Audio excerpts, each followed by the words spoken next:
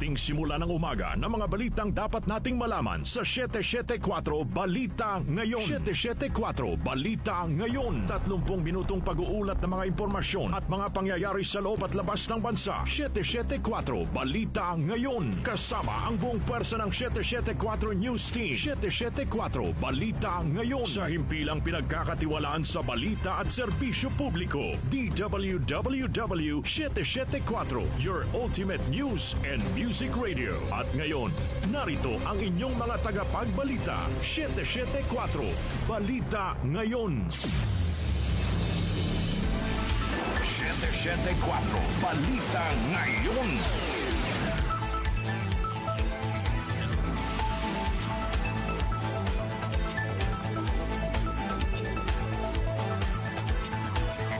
Magandang umaga, Luzon, Visayas at Mindanao. Ngayon po ay araw ng Martes, June 9, 2026.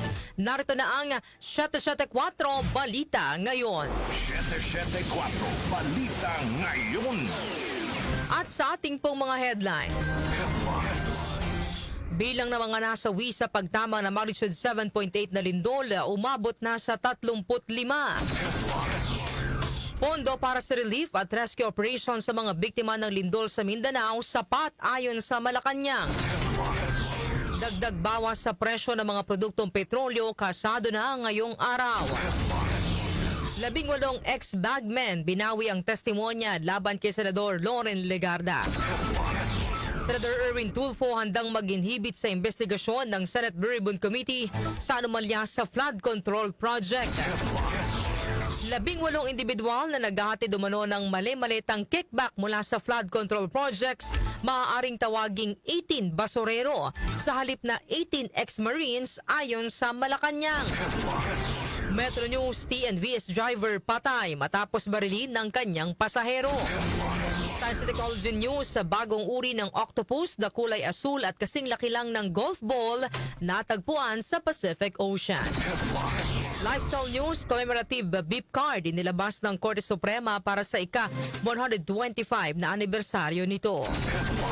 Music Trivia, ngayong petsa ni-release ang Adios, ang ika-64 at final album ng American singer-songwriter na nagpasikat na mga awaiting Wichita Lineman at Rhinestone Cowboy. Sinong music icon siya? Alamin. Balitang kakaiba, 37 years old na babae sa Brazil nagpanggap na 12 years old para ampunin ng isang pamilya. Oras po natin na 6:40 ng umaga. Ako po ang iyong tagapagbalita, Darlene Olanyo. Narito naman ang detalye ng mga balita. 774 Balita Ngayon. Umabot na sa 35 ang bilang ng mga nasawi matapos tumama ang mga magnitude 7.8 na lindol sa Sarangani kahapon June 8. Ayon sa Office of Civil Defense, nakatanggap sila ng mga ulat na 31 ang nasawi sa rehiyon ng Soxargen, habang 4 naman ang naitalang nasawi sa Davao Region. Batay sa pinakahuling datos ng ahensya, 17 sa mga nasawi ay mula sa Sarangani, 12 ay mula sa General Santos City at 2 ay mula sa South Cotabato. Nakapagtala rin ng OCD ng 144 na sugatan sa mga lugar na naapektuhan ng malakas na pagyanig. 4 katao pa ang nawawala sa General Santos City habang nagpapatuloy ang search and rescue operations ng mga otoridad.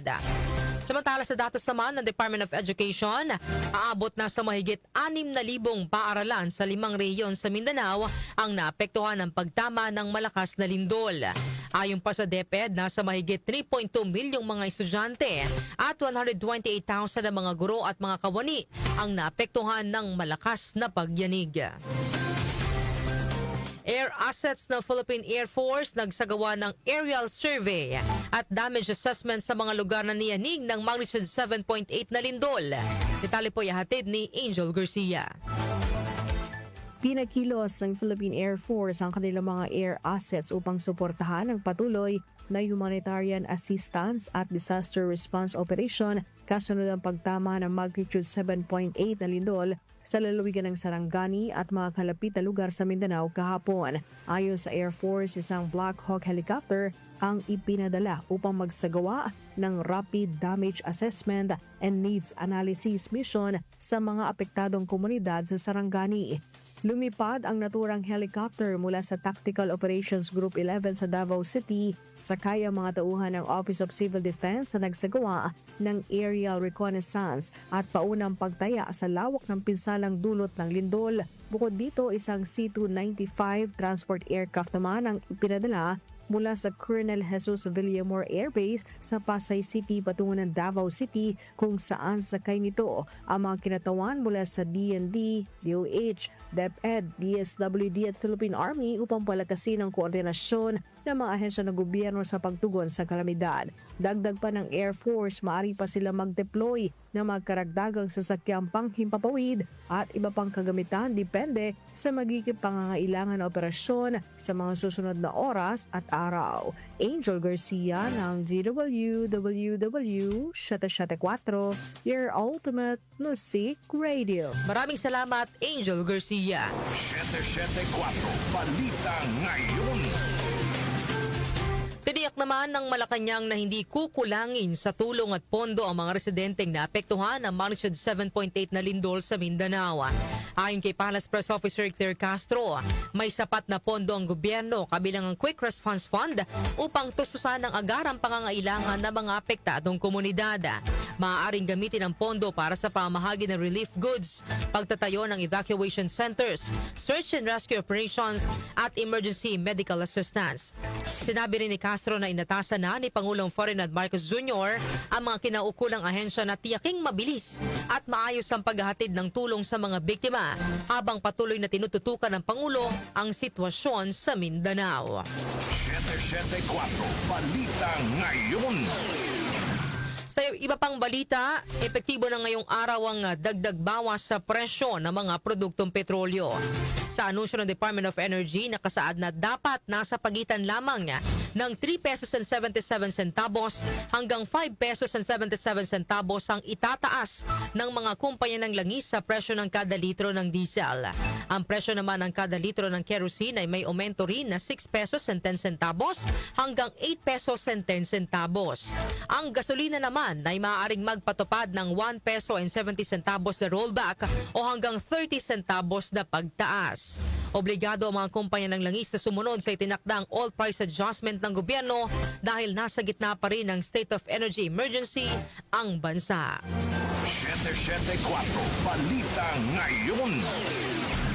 Binawi ng 18 ex-bodyguards ni dating Congressman Zaldico ang kanilang naunang pahayag na kasama si Senador Loren Legarda sa inatiran ng mali-malitang kickback sa flood control projects.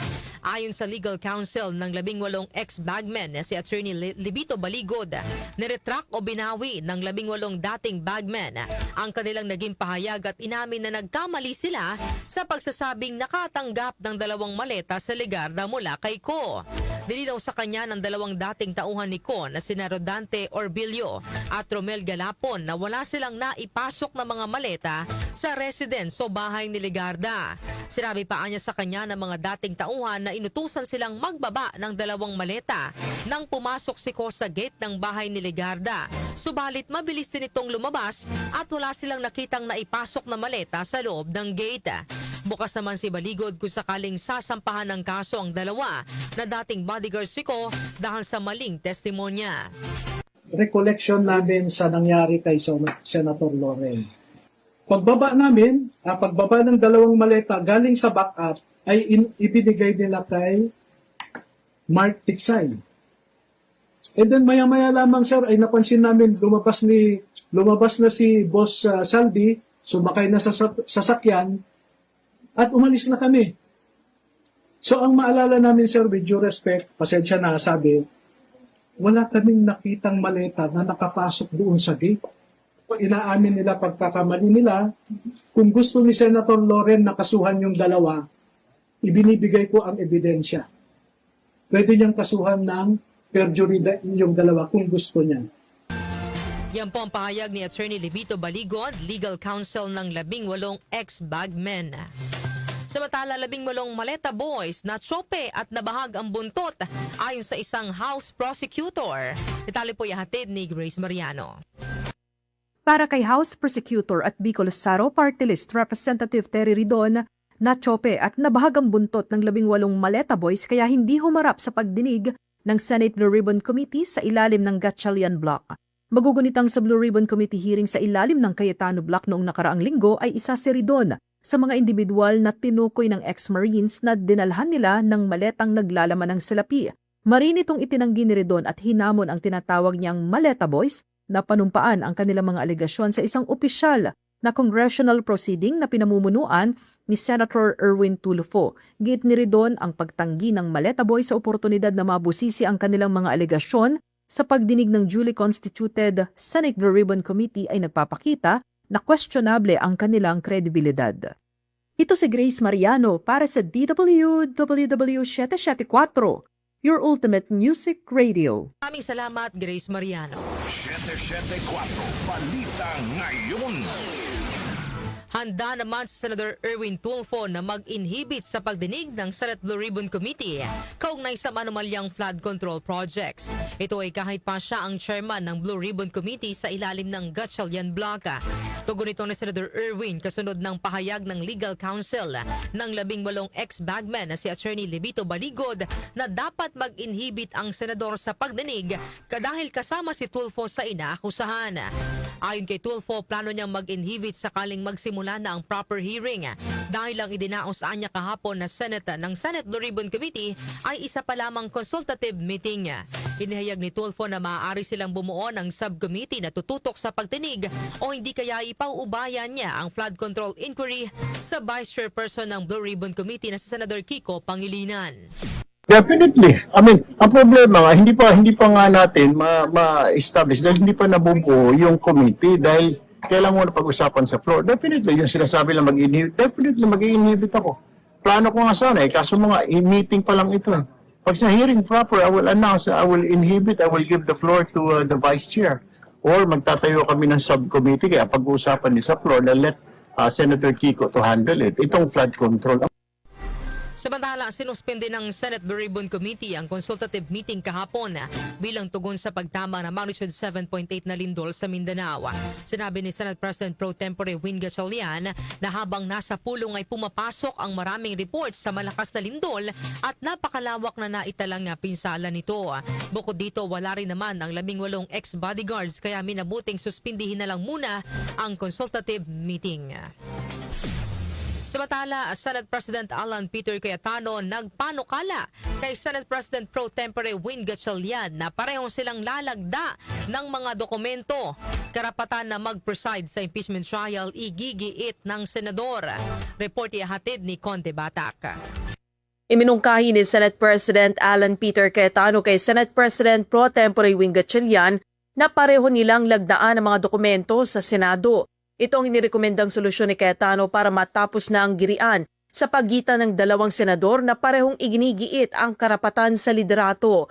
Ayon kay Cayetano, iminungkahi niya na pareho silang pumirma ni Gatchalian sa dokumento tulad sa pasweldo para hindi maipit ang mga empleyado at iba pang mga staff ng Senado. Sa ganitong paraan niya ay may iwasan ng legal infirmity at usurpation of authority. Gayunman sinabi ni Cayetano na igigiit niya pa rin ang kanyang karapatan at posibleng hindi umakyat sa kanya ang mga dokumento para malagdaan dahil ang kapangyarihan ngayon ay nasa kampo ni Gatchalian at aminado siyang suportado ito ng Malacanang, NBI at maging ng PNP. Nag-offer kami kung gusto ni Senator Win, pareho na lang kami pipirma kahit walang designation. May staff thought of the idea na pag pareho nakapirma para eventually pag nagkaroon ng decision, walang legal infirmity. And it will also prevent yung mag-filean yung dalawang kampo ng usurpation. Diba? Kasi of course, as far as I'm concerned, nag-usurp ng authority si Senator Win because he's not really the acting president, pababa. Samantala, gigiit pa rin ni Cayetano ang karapatan niyang mag-preside sa impeachment trial laban kay Vice President Sara Duterte hanggat walang bilang na 13 ang Gatchalian Block. Conde Batak ng DWWW 774, your ultimate music radio. Matt Conde, Batak. 774 Balita Ngayon. Special session naman para ayusin ang gusot sa Senado, patuloy na tinatalakay sa palasyo. Chanel Salazar sa detalye. Pinag-aaralan pa ng Malacanang kung magpapatawag ng special session o personal na pupulungin ni Pangulong Ferdinand Marcos Jr. ang mga senador upang matuldukan na nagpapatuloy na tensyon sa Senado. Ayon kay Palace Press Officer Undersecretary Claire Castro, kabilang ito sa mga opsyong tinatalakay ng palasyo kasunod ng panawagan na mamagitan ng Pangulo upang maayos ang alitan sa mataas na kapulungan. Bukas naman anya ang Pangulo sa mungkahi ni dating Senate President Franklin Drilon na makialam ang ehekutibo upang marisolba ang sigalot. Gayunpaman kwenestyon ng palasyo kung magiging katanggap-tanggap ang naturang hakbang sa lahat ng sangkot na senador kabilang na si Senator Alan Peter Cayetano. Ang Pangulo naman po ay hindi sarado ang pintuan sa mga ganyang klaseng mungkahi at suggestion. Ang tanong na lamang po, sa katulad po ba ni Senator Alan Cayetano ay uubra yung ganitong klase ng mga suggestion? Dagdag pa ni Castro, maglalabas na lamang ang Malacanang ng pinal na desisyon at karagdagan detalye sa sandaling matapos ang mga pag-uusap hinggil sa magiging aksyon ni Pangulong Marcos. Ako si Chanel Salazar ng DWWW 774, your ultimate music radio. Maraming salamat, Chanel Salazar. 774 Balita Ngayon. Samantala sa halip na 18 ex-Marines, maaaring tawaging 18 basurero o maleta boys ang grupong naging bodyguard umano ni dating Congressman Zaldico.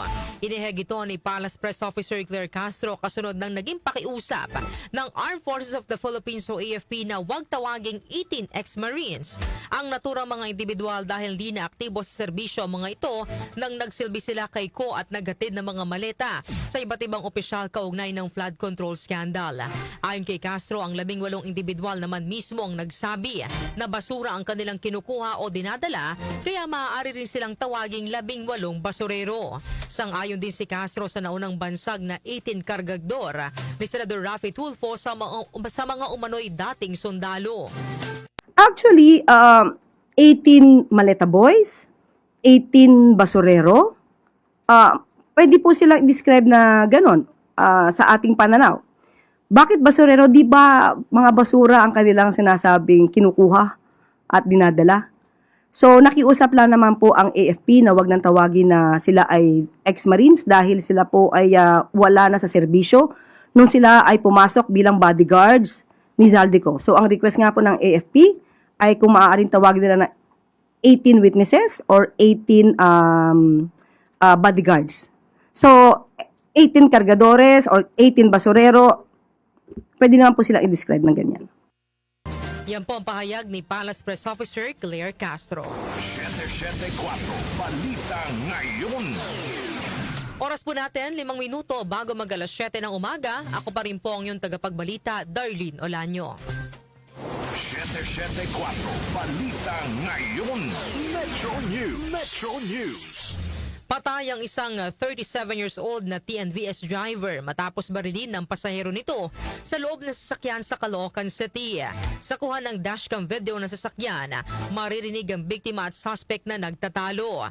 Batay sa inisyal na investigasyon ng pulisya, sinabi ng suspect na nawawala ito at hindi makauwi sa kanila. Dahil dito, binook ng isang pulis ang suspect sa isang ride-hailing app pauwi ng San Jose del Monte, Bulacan. Ngunit habang nasa biyahe, ay maririnig sa dashcam video na nagpapababa ang suspect, ngunit hindi pumayag ang driver. Hanggang sa maya-maya lang ay bumunot na ng baril ang suspect at saka pinaputukan ang driver. Agad namang nagkasa ng follow-up operations ang pulisya at tuluyang naaresto ang suspect sa Barangay Muzon sa San Jose del Monte, Bulacan. Isa pang Metro News, Pasig City Mayor Vico Soto umaasa na mas marami pa ang makukulong kaugnay sa maanomalyang flood control project. Itali po ihatid ni Jonah Bakiran. Umaasa si Pasig City Mayor Vico Soto na mas marami pa ang makukulong kaugnay sa maanumalyang flood control project. Kasunod dito ng pag-aresto at pagkulong sa kontratistang si Curly Discaya para sa kasong malversation dahil sa flood control anomalies sa Bulacan. Sa post ng alkalde, inihayag nito ang pagkadismaya na nangyayari sa bansa ngunit anya kahit papano ay may proseso ng nangyayari. Sa huli, pinalalahanan naman ito ang publiko ng patuloy na gawin ng parte nito. Manatiling informed, gamitin ng critical thinking at patuloy na i-pressure ang pamahalaan na panagutin ng mga kurakot o nagnanakaw ng pera ng taong bayan. Matatandaan naman ng tumestigo noon ang angkade sa Senate Blue Ribbon Flood Control Probe laban kina Curly Discaya at Sara Discaya.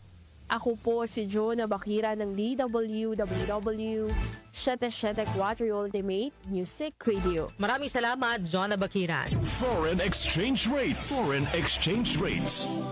Narito naman ang update sa ating foreign exchange rates. Ang palitan ng piso kontra dolyar ay nasa 61 pesos and 51 centavos, nasa 70 centavos and 81 centavos, 70 pesos and 81 centavos naman ang palitan ng piso kontra euro, habang ang British pound ay nasa 82 pesos and 1 centavos o 1 centavo. Ang palitan naman ng piso kontra Saudi Riyal ay nasa 16 pesos and 38 centavos, habang ang Japanese yen ay nasa 38 centavos. Noto results. Noto results. Update naman po tayo sa resulta ng loto. Ihatid po sa atin ni Jackie Maestrado Rubio. Ang bahaging ito ay hatid sa inyo ng Philippine Charity Sweepstakes Office. Pagkakaisa para sa kawang gawa. Narito ang mga lumabas na winning combination sa Grand Lotto 655 na binola kagabi at June 8. 50, 43, 24, 1, 7, at 15.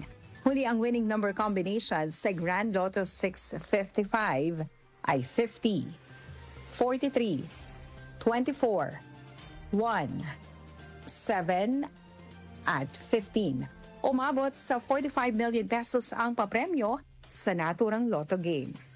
Ang lumabas naman na bola sa Mega Lotto 645 ay 20, 27, 43, 15, 4, at 14. Ulitin ko lamang po ang lumabas na kombinasyon sa Mega Lotto 645 ay 20, 27, 43, 15, 4, at 14 na may jackpot prize na 47,913,154 pesos and 68 centavos.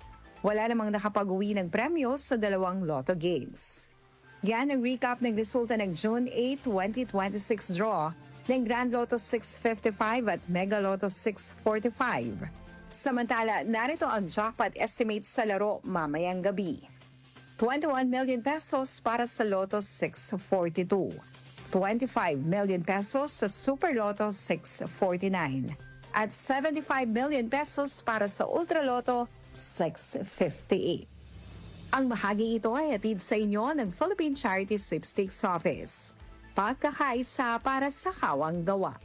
Ako po sa Jackie Maestrado Rubio ng DWWW 774, your ultimate music radio. Maraming salamat, Jackie Maestrado Rubio. Science and technology. Science and technology. Sa atin naman pong Science and Technology News, kilala ang Galapagos Island sa matatagpuan sa bahagi ng Ecuador sa mga hayop na bihirang makita sa iba pang panig ng mundo, kabilang ang mga giant tortoise at marine iguana. Ngayon, isa na namang kahangahangang species ang nadagdag sa kanilang listahan. Ito ang tinatawag na Microledon galapanegensis o isang uri ng octopus na kasing laki lamang ng golf ball at asul at deep purple ang kulay nito. Unang naispata ng mga scientists ang naturang species noong 2015 sa Pacific Ocean sa isang deep sea expedition malapit sa Galapagos Island sa Ecuador.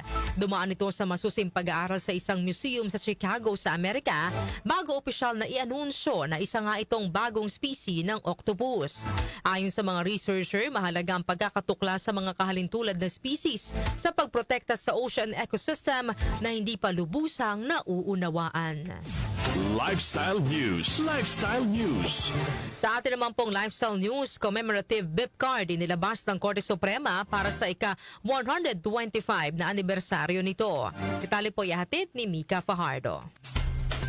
Naglabas ang Korte Suprema ng isang espesyal na commemorative beep card na maaaring kolektahin ng publiko bilang bahagi ng pagdiriwang ng ika-125 anibersaryo nito sa June 11. Tampok sa dalawang version ng commemorative card ang digital artwork ng Supreme Court Complex sa Padre Faura, Maynila, na sumisimbolo sa mahalagang papel ng hudikatura sa pagtataguyod ng demokrasya, katarungan at rule of law sa Pilipinas. Ayon sa Korte Suprema, layunin ng proyekto na higit pang maipakilala sa publiko ang kasaysayan at pamana ng institusyon sa pamamagitan ng isang bagay na bahagi ng pang-araw-araw na paglalakbay ng maraming Pilipino. Kasabay sa paglulunsad ng card ay ang pagbubukas ng kauna-unahang SC Gift Shop kung saan maaaring mabili mga souvenir, stationery at iba pang mga commemorative items na nagpapakita ng kasaysayan at pagkakakilanlan ng hudikatura. Inaasa namang magiging available ngayong buwan ng Supreme Court 125th Anniversary Beep Card sa mga piling istasyon ng LRT at MRT para sa mga nais na makibahagi sa pagdiriwang ng kasaysayang anibersaryo ng hukuman. Ako po si Mika Fajardo ng DWWW 774, your ultimate music radio. Maraming salamat, Mika Fajardo. Music Trivia. Music Trivia.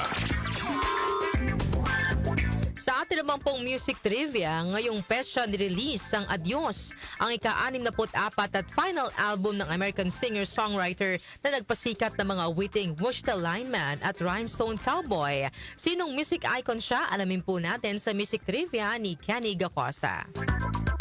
Blessed Tuesday morning, narito na ang hatid ko sa inyong music trivia. Ngayong petsa na ito, June 9 taong 2017, nirelease ang Adios, ang ika-64 na final studio album ng American singer-songwriter na si Glenn Campbell. Kasunod ang pagkakadiagnose ng Alzheimer's disease, sinimula ni Campbell ang kanyang The Goodbye Tour concert noong 2011 hanggang 2012. Matapos ito ay sinimula naman niya ang pagre-record ng mga awitin sa Adios album sa isang studio sa Nashville. Ayon sa album producer na si Carl Jackson, kailangan niyang tumabi kay Campbell sa loob ng recording booth para sa pagre-record dito ng mga kanta na ginawa nila ng line by line o kada linya dahil hindi na maalala ng singer ang mga lyrics. Sa UK, ang Adios ay nag-debut sa number 3 spot sa UK Albums Chart na naging highest UK debut ni Campbell sa music career niya. Ilan sa mga awitin na bahagi ng Adios album ay ang Everybody's Talkin', Funny How Time Slips Away, at Am I All Alone or Is It Only Me, at ang awitin na may kaparehong titulo ng album, ang Adios. Samantala, ilan naman sa mga pinasikat pang awitin ni Glenn Campbell ay ang Wichita Lineman, Gentle on My Mind, Honey Come Back, All I Have to Do is Dream, at ang Rhinestone Cowboy. At yan, hatid ko sa inyong music trivia. Ako po si Kenny Gacosta ng DWWW 774, your ultimate music radio. Maraming salamat, Kenny Gacosta. Iba! Sa atin naman pong balitang kakaiba, isang kakaibang kaso ng identity theft ang naitala ng mga pulis sa Brazil matapos matuklasan ng isang 37 years old na babae na nagpanggap bilang 12 years old na bata upang makumbinsi niya ang isang pamilya na ampunin siya. Kinilala ang suspect bilang si Amanda Maria Zuza de Oliveira na mahigit isang taon nang nagpapanggap na 12 anyos. Nagsimula ang paglilinlang ni Amanda nang humingi ito ng tulong sa isang pastor na nagpakilala bilang si Gabriela, 12 years old, na tumakas sa kanyang pamilya na dahil inaabuso umano siya. Sa kagustuhang tulungan si Amanda, ipinakilala siya ng pastor sa isang pamilya na kalaunan ay inampon siya. Upang mapanatili ang kanyang pagkukunwari, umiinom si Amanda ng gatas sa supon, gumagamit ng pacifier at nagbabago ng boses upang maging tunog bata. Kapag tinatanong naman kung bakit mukha siyang matanda para sa isang 12 years old, sinasabi ni Amanda na ang mabilis na pagtanda ng kanyang itsura ay dulot ng pang-aabuso ng kanyang ama at ng hormone treatment na pinagdaanan niya. Ipinagdiwang pa ng pamilya ang 12th birthday ni Amanda at isinasapinal na sana ang proseso ng pag-ampon sa kanya ng isang kamag-anak ang nagsuspecha kay Amanda. Nang isearch siya online ng kamag-anak ng pamilya, doon na diskubre ang ilang kasong impersonation na kinasasangkutan ni Amanda. Sa investigasyon ng mga pulis, natuklasan na si Amanda ay isang repeat offender na gumawa na rin ng parehong modus sa isang bahagi ng Brazil. Yan po ang ating balitang kakaiba ngayong araw po ng Martes. Bago po tayo magtapos sa ating balitaan, ito po muna ang ating question of the day. Ang ating pong topic para sa ating programang Opinion Mo, Opinion Ko. Ano ang message of hope ninyo sa ating pong mga kababayan sa Mindanao? Ano po yung maibibigay ninyong words of encouragement or yung inyo pong mensahe no, na inyo pong maibibigay para po sa ating mga kababayan na matindi pong naapektuhan ng malakas na lindol sa Mindanao? So para po sa inyong mga mensahe, ang ating pong text line 0929-321-8738. Ulit ikaw ang Ka-Music 0929-321-8738. At maaari din po kayong magpadala ng inyong mga mensahe no, sa comment section po ng ating Facebook Live at sa ating YouTube channel.